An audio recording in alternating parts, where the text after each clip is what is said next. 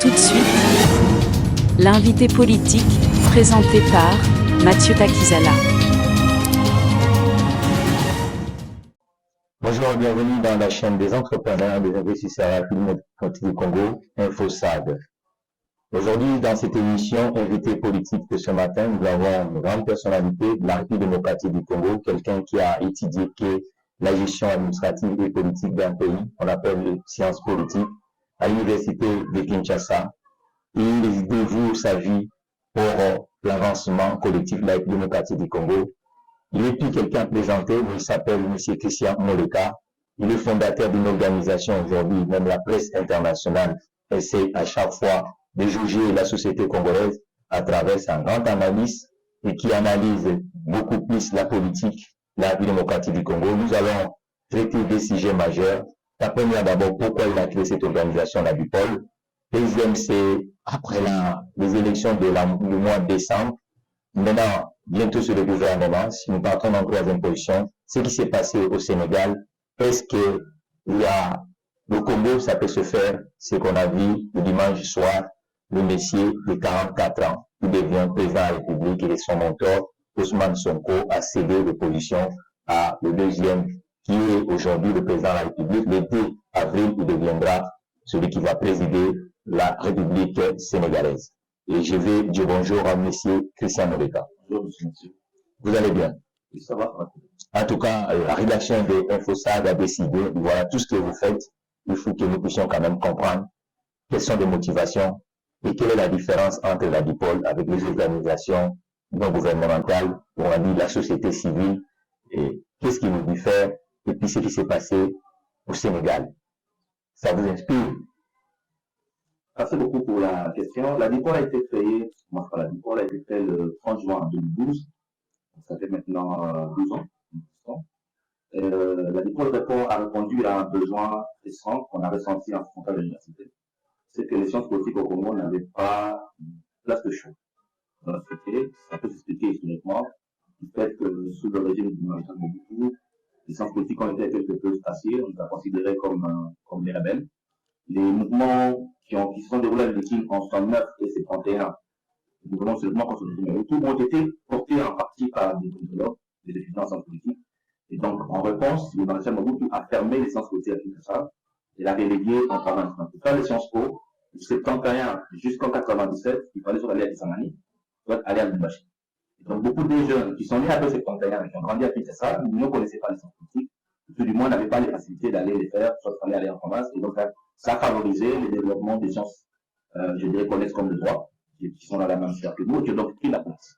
Donc, les sciences politiques sont devenues à Kinshasa avec l'arrivée de l'UG, qui s'est fait accompagner de beaucoup de politologues, de Lubumbashi notamment, de Kisangani, dans le noyau de la Révolution. Et donc, à partir de 99, la faculté a repris à Kinshasa et a commencé à former. Et nous qui avons fait partie pratiquement de première promotion à avoir fait les sciences politiques, on a senti très tôt qu'il manquait un cadre d'expression pour les politologues. Et donc, on a créé la dynamique d'abord pour promouvoir notre science comme un appui à la gouvernance, mettre en valeur les politologues et puis ils venaient apporter notre rôle d'expert de la décision comme think tank pour la société. Parce que nous sommes formés pour réfléchir et permettre à la société de se qualifier par la connaissance que nous disposons. Et donc, la BIPOL sert également de think tank, de plateforme à la décision pour accompagner l'action publique, notamment la gouvernance politique. Voilà la pub pour notre partenaire SAD Spécial Auto au garage. Le Toyota RAV4 équipé du système Toyota Safety 16 2 série vous offre un système pré-collision qui permet de veiller sur vous pendant que vous veillez sur les autres.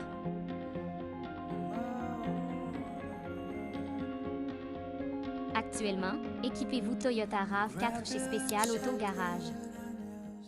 Vous dites que les années 80, c'était dur pour faire sciences politiques en République démocratique du Congo parce que le président Joseph Désiré Mobutu a pris ça comme les adversaires.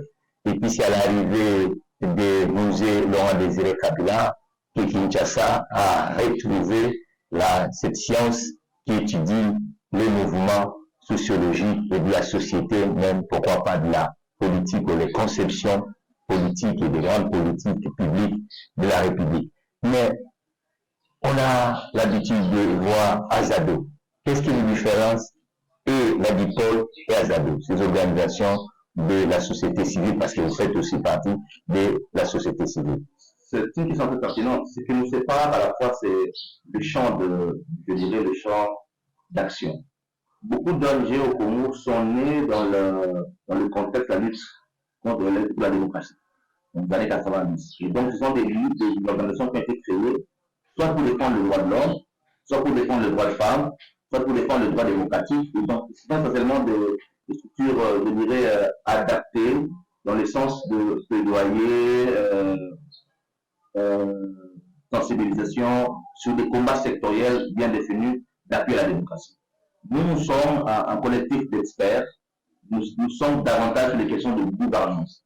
C'est-à-dire, nous sommes dans une logique d'accompagnement gouvernementale par l'expertise de la société civile. C'est vrai que nous sommes aujourd'hui une société civile experte. On a des experts en finances publiques comme l'ODEP, on a des experts en décentralisation, certains sont spécialisés, les juristes, notamment avec le barreau, qui sont également des experts. Nous sommes la société civile experte qui travaille dans le secteur de la gouvernance essentiellement, et nous ne sommes pas dans la défense des droits humains comme le font la plupart des structures de la société civile. Au début de cette interview, je vous ai posé une question concernant ce qui se passe au Sénégal. On a dit que l'administration fiscale a eu des candidats. L'un qui est le Premier ministre actuel de la République sénégalaise, Amadou Ba, le B qui est Diofaye, inspecteur des impôts, et puis le leader aussi, c'est un inspecteur des impôts, Ousmane Sonko, où nous voyons que même des estimations, mais automatiquement, le président Macky Sall félicite, le Premier ministre félicite, tout le monde a félicité. Pourquoi pas ce genre de choses doit se faire dans le pays de Lungumba? Excellente question. C'est la culture politique. Les Sénégalais nous ont donné une très bonne leçon de démocratie.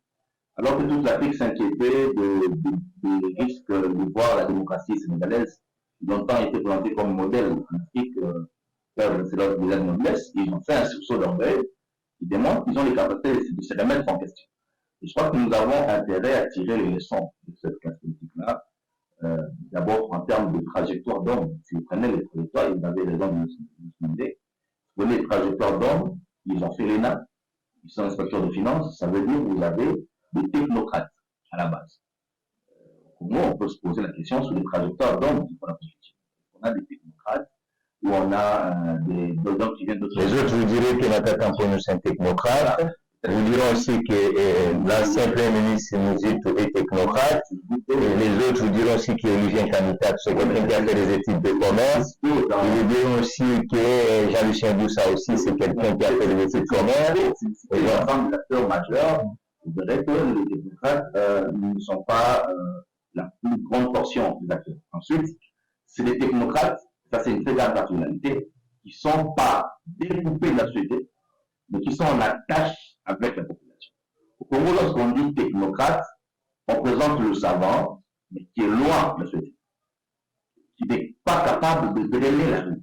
Les techniciens chez nous, c'est le type de grands salons, grandes conférences, dans les grands hôtels, grandes publications universitaires, mais qui est en déphasage avec la société. Et donc, il n'est pas capable de drainer comme Sonko, qui est technocrate, ou comme Paille, qui est technocrate, la société, pour la mener vers un objectif. Chez nous, les leaders sociaux, aujourd'hui, Kinshasa, ce n'est pas les intellectuels. Si vous voulez mobiliser la ville de Kinshasa, ce ne sont pas les intellectuels qui vont mobiliser la ville. Ce serait peut-être, entre guillemets, les Kuluna, les Yankés, qui sont le maître de la ville. C'est une vraie leçon qu'on donne sur le sens de l'intellectuel, de son engagement politique, ainsi que sa capacité à rester attaché à sa société. Parce qu'on ne peut pas contrôler la société sans elle. On doit l'accompagner dans la transformation. Et nous avons des intellectuels qui sont découpés, qui ne sont pas dans la capacité d'amener la société vers des objectifs politiques clairs. Et ça, c'est vraiment une autre leçon qu'il nous faut prendre. Peut-être la dernière leçon, c'est le PASTEF, pour moi, un parti qui est né il y a 10 ans, qui a réussi à s'inscrire dans une société où il y a 75% des jeunes, capable de donner les jeunes, et ensuite un leader qui, en incapacité de postuler, sait s'effacer. Vous laissez passer quelqu'un d'autre. Au Congo, nous sommes dans une société où c'est le leader bien. Mais on a vu ça aussi au début, vous qui êtes politologue, au début de 1960, on a vu qu'ils avaient cet esprit d'Ousmane Sonko, parce que quand les aînés arrivent à Bruxelles, Lumumba était dans des prisons, ils ont exigé que Lumumba soit à Bruxelles. Mais pourquoi il n'y a pas la continuité? Deux facteurs importants. Le premier facteur, c'est que le mouvement de 60 est un mouvement également qui a subi l'influence de la Fédération. Mais jamais oublier qu'en Afrique, chez nous, les mouvements politiques commencent, les grands mouvements commencent en Afrique de l'Ouest avant de venir au centre. Les mouvements panafricains ont commencé en Afrique de l'Ouest, les premiers mouvements, et le Lumumba s'est beaucoup inspiré des premiers mouvements, des dynamiques d'Accra, pour venir l'implanter chez nous. Est-ce que la dynamique se fait en place au Sénégal pourra demain nous implanter? Vraiment, même le mouvement. Parce que j'ai suivi l'actuel Premier ministre tchadien qui a mis Ousmane Sonko. Je vois que l'Afrique centrale va aussi prendre un peu cet esprit parce que la République tchadienne est en Afrique centrale. Le deuxième facteur, c'est que lorsque les politiques sont allés à Bruxelles, ce n'est pas eux-mêmes qui ont voulu faire le Front commun. C'est un groupe d'étudiants congolais qu'on a appelé le GIEC, le groupe d'étudiants congolais installé à Bruxelles, qui à l'époque, donc les intellectuels, qui à l'époque a réuni les politiques pour leur dire attention, nous on vit ici, on connaît le blanc, vous devez discuter, ils vont vous séparer, il faut faire un Front commun, il faut faire ceci. Et donc ce groupe d'étudiants congolais, le GIEC, a été un acteur, beaucoup n'en parlent pas, la société civile, qui à l'indépendance a orienté les acteurs politiques. Aujourd'hui, les acteurs politiques, avec la société civile, bon, quand le pouvoir actuel faisait l'opposition, le mariage était assez libre. Maintenant que les choses ont changé, la société civile est regardée avec un œil dérangeant. Parfois, il y a très peu de ponts entre société civile et l'acteur politique, alors que tout ça nous montre ce lien-là qui a permis d'aller vers cette bonification de l'action politique. Donc, si nous tirons les leçons de cela, ça peut nous aider à ce que ce qui se passe au Sénégal puisse également s'appliquer chez nous. Et peut-être la dernière leçon qu'on peut tirer, c'est un perdant qui reconnaît sa défaite et qui salue les gagnants. Ça, c'est une histoire qu'on n'a jamais vécue depuis 2006. Mais le Sénégal aussi a un taux de chômage très très important, surtout qui touche la jeunesse. Nous, ici, on fait la politique d'abord pour changer la situation des uns et des autres. Le cas de la République démocratique du Congo, le milieu rural, nous parlons peu de ça. Même vous, le politologue, c'est rare pour initier Moleka dans 2 ans, dans 10 ans, voilà, on doit sauver Guémena, on doit sauver Boulongo, on doit sauver ainsi de suite. Est-ce que la politique dans le sens congolais, nous voyons qu'uniquement, vous voyez pas qu'on voit qu'uniquement le milieu urbain?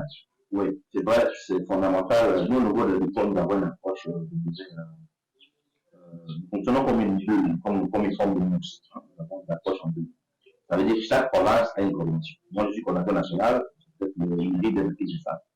Chaque province a son coordinateur et a son leadership de proximité. Et ce leadership-là, tu mets en place l'activité. Sangani, à Gabriel Matamba, à Alain Georges Soukrani, à Lubumbashi, à Maurice Manda. Et donc, c'est autour de ce leadership-là que se construisent les choses. Et moi, au niveau national, tout ce que nous on donne les directives en termes de formation pour les 2-3 prochaines années, les lignes qu'on veut en termes, on envoie aux provinces, ils focalisent, tenant compte de la particularité, de leurs ressources et de la contingence, pour mettre en œuvre ces plans. C'est pour ça que nous fonctionnons. Et nous avons, ça a été pensé parce qu'on a des moyens limités, on ne peut pas partir d'un point qui s'appelle tout ça, impulser partout. Nous laissons la liberté aux provinces de s'autonomiser, de prendre des chances, des initiatives, etc. Maintenant, nous avons nous aussi cette jeunesse abondante. Par exemple, 70% des jeunes. Et nos politiques sont essentiellement urbaines. Ça, c'est un vrai problème de conception du développement. Pourquoi? Parce que nous avons un modèle de développement qui a abandonné le monde rural. On peut trouver plusieurs raisons. Il y a les raisons du modèle économique. À l'époque coloniale, nous avons un modèle économique tiré par l'agriculture. Et comment on a commencé avec les mines? Les gens oublient. Nous pouvons commencer avec les VA, les caoutchoucs, le cacao. Et lorsqu'on coupait les mains des gens à l'équateur et en Gambie, c'était pour avoir le caoutchouc et les VA. Et donc, le modèle économique colonial, c'était d'abord l'ivoire, l'agriculture. C'est comme ça que le Belge Créteau a rejeté le Congo en termes de chemin de fer avec biais navigables reliés pour exporter la matière première. Ce n'est qu'à partir de 1908, quand on découvre le cuivre au Katanga, que le côté mou prend le dessus sur le côté agriculture. D'ailleurs, c'est resté, je dirais, binaire durant toute la période coloniale. C'est après l'indépendance que nous avons cassé cette binarité-là de l'économie congolaise en tuant l'agriculture. Donc, on a tué le Congo rural, le Congo profond, parce que l'agriculture, on l'a tué, on a gardé les mines, qui ne s'étaient pas dans le Congo profond au sens industriel, il y a des provinces délocalisées, c'est de un. De deux, c'est que nous avons des acteurs politiques qui conçoivent très peu de politiques de gouvernance. Mais vous-même, vous êtes parmi les acteurs de la société civile congolaise qui connaissent un peu les grandes lignes de politique publique. Et nous savons bien que le vrai problème, on ne peut pas concevoir de vraies politiques idéologiques politiques ou les politiques des classes en économie sans le travail. Le travail devient d'arrêt rare avec la démocratie du Congo. Le mois de décembre, on a élu le président Tshisekedi. Le Mali, il a dit là 6 mesures. Il faut créer de l'emploi. Il faut toucher, par exemple, dans le secteur que vous êtes en train d'écrire en ce moment, parce que nous consommons ce qui vient dans d'autres productions. Alors, sérieusement, aussi, nous sommes dans une scène économique. Maintenant, comment vous voyez ici, horizon 2030, pour que nous puissions créer à peu près 20 millions d'emplois? Quels sont les secteurs? Et ça doit nous demander, et puis on parle peu de la dette publique congolaise, la dette de combien, qui est plus dans cette zoom de la société, la dette publique, elle est de combien? Et puis, intérieur. Je n'ai pas les chiffres, je ne veux pas aventurer dans l'intérêt sans donner les chiffres exacts. Ce que je sais, c'est que depuis le point d'achèvement, nous avions apuré notre dette publique extérieure, qui était revenue pratiquement à moins de 10% de notre PIB. Mais depuis maintenant 5 ans, notre dette est en train de remonter. Je crois qu'on a dépassé à nouveau les 20% de l'endettement. C'est lié au choix fait par le gouvernement et par le président Félix, d'endettement, notamment avec le FMI, la Banque mondiale, qui a fait qu'aujourd'hui, notre dette est en train de remonter, on a dépassé la barre de 20%. Alors qu'on était à moins de 10% en 2010. Maintenant, le problème, c'est que lorsqu'on s'endette, c'est normal s'endetter, il faut l'orienter vers le secteur politique. Est-ce que notre endettement n'est pas un endettement qui sert uniquement au fonctionnement? Est-ce que c'est un endettement d'investissement? On s'est endetté en partie pour financer la gratuité. La gratuité, c'est pas productif à court terme, parce que l'éducation, c'est un investissement à long terme.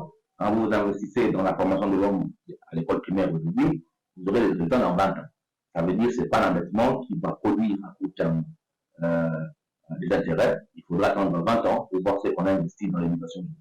On s'est endetté également pour faire le 145 territoires. Là, c'est plus productif. Par contre, le choix qu'on a fait dans les 145 territoires, c'est de commencer par l'infrastructure, à savoir le niveau de l'État, services publics, qui est peu productif aussi, qui améliore la qualité des services publics, mais qui est peu productif. Et c'est l'autre versant, je pense que le président va travailler à mettre en œuvre ces années-ci, à savoir les routes, les services agricoles, l'économie rurale. Cette partie-là, elle est plus productive et plus créatrice de richesses et peut permettre de stimuler à l'intérieur une croissance qui peut permettre de. Maintenant, quand vous voyez Macky Sall qui quitte, il a fait la politique des grands travaux. C'est-à-dire qu'il part dans le chemin de fer, il crée un plan de Sénégal émergent, il élimine par exemple le Sénat, il réinvestit sur le déplacement, le transport. Vous voyez, les inflations en République démocratique du Congo sont énormes, nos villages ne sont pas connectés, nous sommes enclavés, le numérique avec cette intelligence qui arrive à développer des nations. Est-ce que vous ne voyez pas qu'il faut qu'on reprogramme un peu l'État en créant un plan surtout autour du secteur privé, parce que depuis les années 70, le secteur privé congolais ne s'exprime pas. Vous avez raison. Vous savez, le plan que nous avons, le Congo, nous avons le PNSD, le plan national stratégique de développement, qui a été publié en 2015 et qui a été fait avec l'aide de la Corée du Sud. Il met en place les bases d'une planification de développement pour les 15 prochaines années, pratiquement jusqu'en 2030. 2050. Le plan existe, il pose des bases de la diversification de l'économie par l'agriculture. Le président Félix, quand il prend le pouvoir en début 2019, je pense qu'il fait un atelier au Grand Hôtel où le professionnalisme du PNSD. Notre problème, ce n'est pas l'absence de plan, notre problème, c'est l'application de ces plans. On a énormément de projets qu'on ne met pas en œuvre. Pourquoi? C'est notre problème. Après, c'est un modèle de gouvernance. Nous sommes un peu fascinés par les mines. Le président Félix a même parlé à un moment donné de la vengeance du sol sur les sous-sols. C'est-à-dire qu'on arrêtons un peu les mines qui portent la croissance sans créer l'emploi, parce que les mines sont peu créateurs d'emploi, c'est les machines, ainsi de suite, les gros tracts, on n'a pas besoin de beaucoup d'hommes. Ensuite, c'est une croissance extravertie, parce qu'on amène les minerais à l'étranger sans valeur ajoutée, on va le transformer ailleurs, et l'argent sort, et nous on gagne quelques royalties qui ne comptent. Alors qu'un modèle de croissance basé sur la culture, c'est une main-d'œuvre locales qui est exploitée, c'est les routes qu'on construit, c'est l'intégration de collectivités des grandes villes, c'est la consommation vers le marché local, et peu d'importation des riz et tout le reste, c'est les intermédiaires parce que vous avez des vendeurs, vous avez des qui vont revendre, et ainsi de suite, et qui permet d'avoir une forme d'économie circulaire à l'intérieur du pays. C'est une question de choix. Malheureusement, nous avons jusqu'aujourd'hui tendance à privilégier les mines. Mais Mohamed VI arrive au pouvoir en 1989. Il commence toujours avec des grands travaux. Ça veut dire qu'il va chercher à faire d'abord l'avionnaire. Vous voyez qu'aujourd'hui, en République démocratique du Congo, les déplacements, c'est parmi les ingrédients principaux. Il faut avoir un système pour qu'il y ait politologue pour permettre que le bien, le service va de point B à S. Et Mohamed VI va le faire. Mohamed VI va créer les niches, c'est-à-dire que ce qu'on appelle les niches fiscaux autour dans des secteurs hauts, à forte valeur ajoutée, tels que l'automobile. Aujourd'hui, avec la démocratie du Congo, il n'y a pas vraiment d'économie dans le secteur de l'automobile. Et il prend une niche, par exemple, dans le secteur de ferroviaire. Aujourd'hui, le chemin de fer, les deux entreprises qu'on a en démocratie du Congo, ils sont en train encore de se rechercher. L'ONATRA du côté de Nord-Ouest et du côté de Katanga, SNCC. Donc, et puis, Mohamed VI a cherché que pour séduire aussi l'investissement étranger, les grandes multinationales, les grands ports et puis l'énergie. Maintenant, est-ce que pensez-vous vraiment avec un endettement du PIB à 10% ou 15%, surtout parce que les Américains, c'est 70 ou 100% des produits intérieurs brut produits. Mais vous, en tant que ceux qui cherchent quand même à alterner cette société avec des organisations comme la DIPOL, aujourd'hui on dit voilà, Monsieur Christian Moleka, Premier ministre de la République démocratique du Congo, ça peut arriver aussi, vous allez emprunter comme modèle marocain où on voit, on mixe les locaux et l'international, en passant par les grands travaux. Le Congo est un pays essentiellement logistique. Et les Belges l'ont compris. Vous vous rappelez la fameuse phrase, quand le chemin de fer, le Congo ne vaut pas un pays. C'est pour dire que nous sommes un pays semi-enclavé, qui est très grand, qui a énormément de cours d'eau. Et donc la logistique, c'est la base du Congo. La logistique veut dire route, chemin de fer, bief navigable, barque, c'est le Congo. Et ça permet de connecter le pays. Donc, effectivement, les grands travaux permettent de créer de l'emploi. Ça tire de la croissance. Ce n'est pas de l'emploi très qualifiant, ça tire de la croissance, ça réunit les villes, ça booste l'économie. C'est un pilier important. Mais ça demande un investissement. Donc, notre grand problème au Congo, c'est comment nous finançons les autres. Vous voyez, le projet de l'aéroport, on parle d'un milliard. Si vous parlez de la connexion des grandes villes, des routes, on parle en termes de milliards. Comment nous mobilisons les financements pour faire les grands travaux? C'est un grand défi qu'il faut trouver, le financement de projet. Il faut mettre l'accent sur la connexion du pays, il faut mettre l'accent sur le retour de l'industrialisation par la mise en valeur des moments de vie. L'emploi industriel recule. Donc, il n'y a plus d'industriel. On ne peut pas parler de l'industrie sans industriel. Et heureusement, vous avez une chaîne des entrepreneurs. Il faut donc refonder un patronat local. Parce qu'on manque un patronat local. Le Pôle a développé le Congo parce qu'il y avait un patronat. Même si c'est un patronat étranger avec les groupes les verts et tout le reste, on ne développe pas ça le patronat. Et donc, il faut que les politiques travaillent avec les patronats. Là, c'est le patronat qui crée. Est-ce que la DIPOL travaille aujourd'hui avec le secteur privé, les entrepreneurs petits ou grands qui sont en République démocratique du Congo, parce que nous disons aussi qu'il y a un vrai problème au niveau de ce qui s'appelle entrepreneurs dans ces territoires, parce que ils n'arrivent pas à comprendre que l'administration, c'est déjà le premier outil. L'administration n'est pas uniquement publique, il y a aussi l'administration privée. En fait, nous, au niveau de la DIPOL, c'est uniquement pas notre axe de prédilection, même si ça peut nous intéresser. Nous sommes davantage tournés vers le décideur public. Je crois que peut-être ce que vous proposez là, c'est aussi une option à explorer. Nous sommes davantage tournés vers les décideurs publics que vers le privé. Parce que, comme expert sur l'action de gouvernance politique, notre premier consommateur, c'est l'État. La gouvernance d'entreprise pose aussi problème. Parce qu'aujourd'hui, et on va chuter avec ça, parce que la télé, c'est aussi le temps. Comment vous voyez le nouveau gouvernement du deuxième mandat du président Tshisekedi? Parce que est-ce qu'on va revoir la politique de gouvernance de l'entreprise? Parce que l'entreprise doit s'exprimer. Je vous dis que Gabriel Attal, hier, conférence ministérielle autour de l'emploi. Et qui dit l'emploi, c'est l'entreprise. Comme vous voyez, le caméra est là. Qu'est-ce qu'il faut faire? La personne qui sera le premier ministre. Est-ce qu'il faut commencer par une conférence sociale du travail avec tous les acteurs en cherchant que on dit, c'est un peu de bouger les grandes entreprises du côté de l'État pour qu'ils deviennent les clients de petites entreprises en territoire. Comment vous voyez, parce que les entrepreneurs disent qu'il y a ce qu'on dit l'absence de carnet de commandes dans la plupart des entreprises qui sont dans le territoire. Il y a deux grands défis qui attendent le prochain gouvernement, la sécurité de l'État et puis l'emploi, parce qu'on a une population très jeune qui a besoin d'emploi. Et donc, le gouvernement a intérêt à mettre l'accent sur la création d'emplois, sur la valorisation du pouvoir d'achat, ceux qui travaillent déjà. Et en termes d'emploi, nous, on avait proposé à l'époque ce qu'on avait appelé les rencontres du gouvernement entreprise. C'est une période où le gouvernement met en rencontre les entreprises dans des formats bien établis qui permettent de prendre les entrepreneurs comme des partenaires. Parce que l'État ne peut pas créer l'emploi seul. Le cadre bulle, il doit permettre les conditions des personnes. Et pour ça, il faut écouter les entrepreneurs, écouter leurs problèmes, leurs préoccupations, en termes d'assainissement du secteur, en termes d'accès au financement, d'accès au crédit, d'accès à la commande publique. Ce sont des questions pour lesquelles il faut mettre en place des cas de constatation et en parler avec franchise et aller par exemple, par exemple, rencontrer l'un après l'autre les besoins d'entrepreneurs parce que eux qui créent l'emploi et l'État n'est là que pour mettre le cadre qui favorise le développement de l'entrepreneur. Sans entrepreneur, il n'y a pas d'emploi et sans emploi, il n'y a pas de pouvoir d'achat.